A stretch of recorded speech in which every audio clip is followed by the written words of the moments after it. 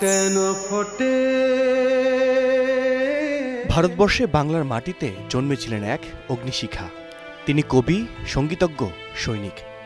তার লেখায় উঠে এসেছে বিদ্রোহের ধ্বনি, প্রেম আর সাম্যের বার্তা। কাজী নজরুল ইসলাম তার নাম। তিনি বাংলাদেশের জাতীয় কবি। 1899 সালের 24 মে পশ্চিমবঙ্গের বর্ধমান জেলার চরুলিয়ায় জন্ম নজরুলের। কৈশোরেই দারিদ্র্যের সঙ্গে লড়াই করে পথ চলা শুরু। কলমই যেন তার জীবন সঙ্গী। সেনা জীবনে থেকেও কলম ছাড়েননি। লিখেছেন বিদ্রোহের গান, স্বাধীনতার কবিতা। আর তাতেই ব্রিটিশ সরকারের রোষানলে পড়ে জেল খেটেছেন 1922 সালে।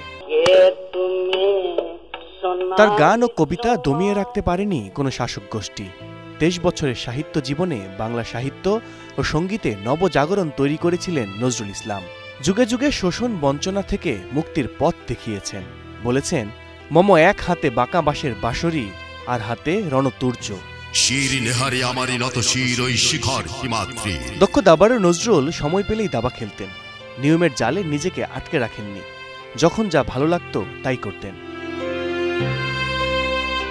বাংলাদেশের স্বাধীনতার পর ভারত সরকারের অনুমতি নিয়ে সপরিবারে কবিকে বাংলাদেশে আনা হয়। দেয়া হয় জাতীয় কবির মর্যাদা। যদিও এ সংক্রান্ত সরকারি প্রজ্ঞাপন জারি করা হয় চলতি বছরের জানুয়ারিতে।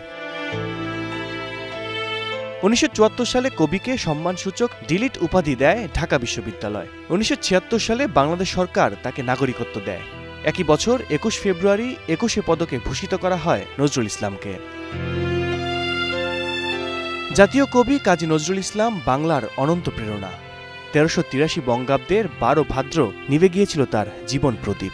শেষ ইচ্ছে অনুযায়ী ঢাকা বিশ্ববিদ্যালয়ের কেন্দ্রীয় মসজিদের পাশেই সমাহিত হয়েছেন নজরুল।